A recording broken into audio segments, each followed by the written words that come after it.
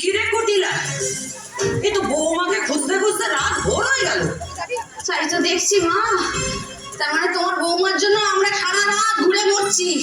সব ওই নন্দরাজের ছেলে কানাইয়ের জন্য কত ছাড়া বাঁশি বাজিয়ে আমার বৌমাকে ঘর ছাড়া করলো। আর দেখ কেমন আমার বৌমা আমাদের মুখে চুনকালি মাখিয়ে সারা রাত ঘুরে বেড়াচ্ছে বাইরে। তোমাকে তো আগেই বলেছিলাম মা, শোনো তোমার বৌমা আর ওই কানাই দাদার চোখে ধুলো দিতে পারে, কিন্তু আমার চোখে ধুলো দিতে পারবে না। হ্যাঁ দেখ না, হাতে নাতে ধরবো, এমন মুছামটা দেবো না ওর বাড়ির থেকে বাইরে বেরোনোর স্বাদ একেবারে ঘুচিয়ে দেবো। দেখো কোথায় যাচ্ছ তোমরা?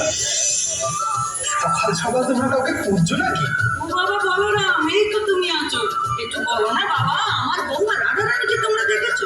রাধারানী এত সকালে সে আবার কোথায় গেল? না না, ও তো ভোরবেলা ঘাটে জল আনতে যায়। তা আমার না বড় বৌমার সাথে জরুরি কথা আছে। ঘাটে আমি গেছিলাম, কিন্তু সেখানে বৌমাকে আমি দেখতে পেলাম না। তোমরা কি জানো বাবা সে কোন পথে গেছে? তাহলে তো অন্য ঘাটে গেছে। খাতে সে আবার কোন ঘাট গো? এই তো এই বনের পথ ধরে গেলে আর যমুনার অন্য ঘাট পাওয়া যায়, আর সেই ঘাটের জল নাকি খুব সুস্বাদু। হ্যাঁ সেখানেই জল আনতে গেছে হয়তো। এত বড় সাহস, সে কিনা অন্য ঘাটে জল আনতে গেছে। কুটিলা, এরা তো আমাদের সাথে তাল মিলিয়ে নিচে কথা করে যাচ্ছে। কাল যে বেলাবেলি ঘাটে জল আনতে গেছে, সে কিনা আজও ঘাটে বসে থাকবে। মা তুমি চুপ করো তো, এদের কথাই শোনো। এরা তো কানাইয়ের পেছন পেছন ঘুরঘুর করে, এরা ঠিক জানবে কানাই কোথায় গেছে।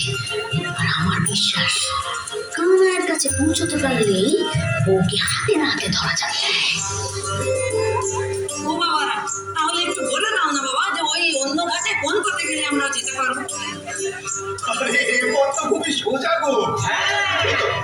এই রাস্তা ধরে সোজা গিয়ে ডান দিকে দেখবে একটা অশ্বত্থ গাছ করছে। ওই অশ্বত্থ গাছকে বাম দিকে রেখে আরেকটু সরে গিয়ে ডান দিকে দেখবে একটা নিম গাছ করছে। ওই নিম গাছকে ডান দিকে রেখে আরেকটু সোজা গেলে ওই মজাপুর বড় মজাপুর পড়বে, সেটা বেরোলে সেখানটা পেয়ে যাবে। পেয়ে যাবে। ও আচ্ছা আচ্ছা, এ তো খুব সোজা পথ। হ্যাঁ বেঁচে থাকো, বেঁচে থাকো, ভালো থেকো তোমরা। ঠিক আছে ঠিক আছে, বুঝে গেছি, চলো তো।